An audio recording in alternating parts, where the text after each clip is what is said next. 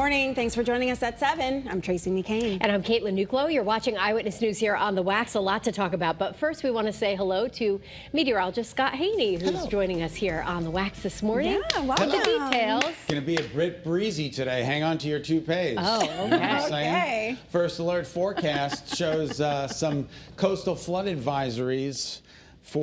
We've got Middlesex and New London counties, also a coastal flood warning. This is a little bit more intense for Fairfield and for New Haven. There could be some minor to moderate flooding during the times of high tides late this morning through early this afternoon.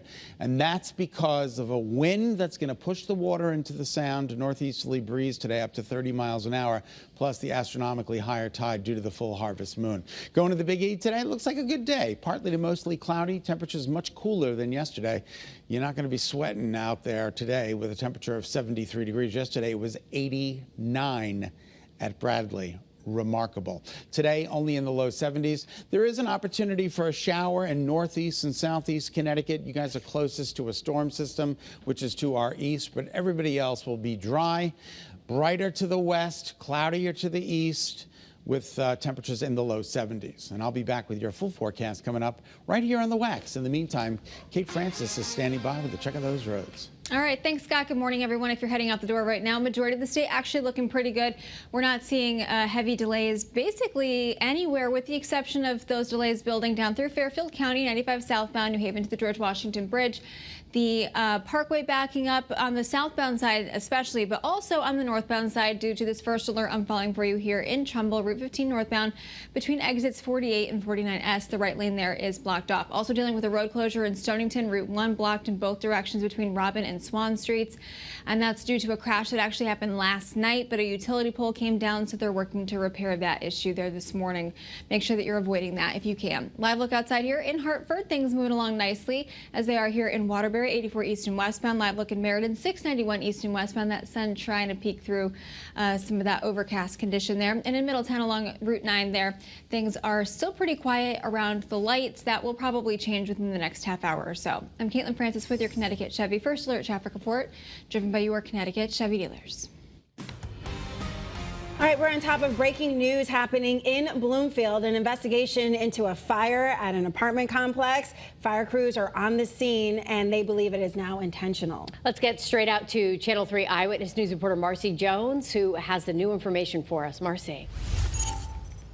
Good morning. Well, since we last checked in with you, we were able to move around the side of the building so that you can actually see the back of this apartment here right now. Take a look at that damage. We know that the fire started on the bottom but moved up to the top, and all of that wood has been charred, and there's a ton of damage to those two units. Now, here's what the Bloomfield Fire Marshal had to say. The call came in around 3 about an apartment fire. It started on the bottom floor and reached to the unit above it. Both of those units have extensive damage, and others have smoke damage. Approximately 16 residents have been displaced, and one person was transported to the hospital with smoke inhalation.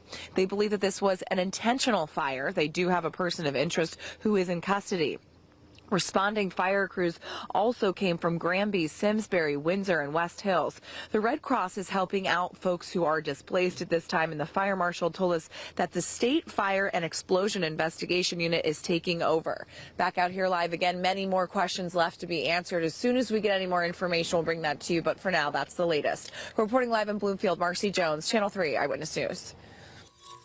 All right, here we go again. Another school now closed due to online threats. 3 schools, in fact, this morning. Yeah, Channel 3 Eyewitness News reporter Olivia Schuler live in our studio this morning to break down how officials are taking action. What's the latest, Olivia? Caitlin and Tracy, Bristol, Bridgeport, and Torrington all closing their doors this morning for a, quote, abundance of caution. Schools are deciding to put students and staff safety and well-being at the forefront. These threats are becoming a troubling trend impacting districts across our state.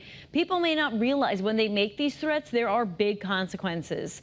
Police and school officials are taking these threats very seriously. Yesterday, Ansonia Public Schools canceled classes, and then later, a 13-year-old was arrested for the threats she made. Police say she was trying to get out of school. Now she's charged with first-degree threatening and second-degree breach of peace.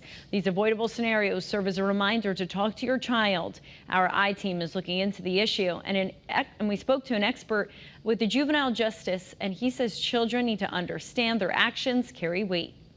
I think parents have a distinct responsibility to make it clear to their kids that this is something they need to be mindful of and cannot engage in. Once again, Bristol, Bridgeport, and Torrington will not have classes today as police investigate. According to I-Team records, 24 schools across the state have dealt with threats since the beginning of the school year, which started around a month ago. Only 7 of those 24 cases have led to any arrests. Live in studio, Olivia Schuler, Channel 3 Eyewitness News. Of course, this is a troubling concern. Just yesterday, police investigating multiple online threats at schools across the state. Several school districts, including Middletown, Naugatuck, Ansonia, Norwich, and Coventry, all investigated and found the threats to be non-credible.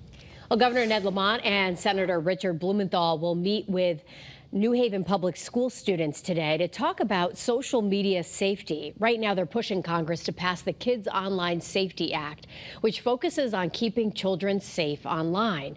The discussion starts at 12:30 this afternoon. It's happening at the Barnard Magnet School. Well, developing this morning, the Inspector General's office now taking over the investigation of a deadly police shooting in West Haven. Let's get right to Roger Suzanne at the First Alert Desk with what we know so far. Roger. Is right now in West Haven, as you mentioned, the Inspector General's office has taken over the investigation. That is standard protocol in a situation like this, where an officer shot and killed a man they call a suspect. That shooting happened on Boston Post Road, right between El Grasso Boulevard. Last night, investigators say a state trooper and a New Haven police officer both opened fire at the man after he revealed that he was armed. Many details still unclear this morning, but New Haven's police chief says law enforcement was familiar with the 36-year-old man who was killed. This morning, at this point, though, we do not know the identity of the suspect involved or the name of the officers who opened fire. That information, along with body camera footage, will be released by the Inspector General's office at some point next week. Tracy? All right, thank you, Roger. UConn school leaders will no longer meet with a group of pro-Palestinian protesters after anti-Semitic flyers were displayed at a campus protest. Demonstrators held flyers of the UConn president drawn with what university leaders are calling grotesque and unacceptable racist images. The letter encouraged these students to explore resources at the Office of Diversity and Inclusion. UConn leaders say they will continue discussing this with other pro-Palestinian groups on campus. A man accused of being involved in a street takeover in Berlin will appear in court today. Police arrested 24-year-old Kevin Correa Martinez earlier this month. They say he was part of a large cluster of cars attempting to do a street race on Route 571. State police rushed to the scene 3 times to break up that race, eventually deployed stop sticks. Investigators say this man tried to get away, but officers caught him. Right, this morning, the search continues for 3 armed criminals who police say are wanted in connection for a home invasion in Enfield. This is a story we first told you about yesterday as breaking news on Eyewitness News this morning. Police say they barged their way into a home on Asnuntuck Street yesterday and then fled, taking off in a white Mercedes sedan. Thankfully, no one was hurt. Contact Enfield Police if you have any information that can help. Today is National Concussion Awareness Day. The Brain Injury Alliance of Connecticut is hoping to increase public awareness and understanding to keep athletes safe. With youth football in full swing right now, it's an opportunity for parents to recognize the risks. We spoke with an expert who is sharing what parents need to know. It's so important for people who have suffered a concussion or a brain injury to see a physician who has special knowledge, special training in approaching concussion to make sure the brain is healed before it went back. Football players, of course, are not the only ones at risk. Players in all high-velocity sports like hockey or soccer can be at risk as well. 7:10. Hi, everybody. Good morning. We're taking a look at the Big E. Got a couple of pedestrians out there as they get ready for another busy day. This is the New Hampshire building. This is the Connecticut building where we were on Wednesday for Great Day at 9 We hope you enjoyed the show. Forecast today calls for temperatures in the low 70s. I think this might be a little low. We're probably going to get to about 73, 74 for the Big E. And across the state, we'll be in the upper 60s and low 70s with maybe some limited sunshine under partly to mostly cloudy skies.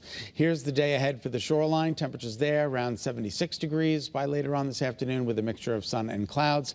The further north and east and south and east you go, the more clouds you're going to run into and maybe even a passing shower. Forecasted highs yesterday, 89 degrees. Today, 72 degrees, 73, 74. A couple of upper 60s out there in Putnam and Norwich. So it looks like a brighter day to the west, an isolated shower to the north and to the east, but mainly we stay dry. We'll basically stay dry tomorrow, and then cooler changes are in store for Sunday into Monday, and I'll be back to talk about that coming up in less than 10. In the meantime, ladies, we'll send it back to you.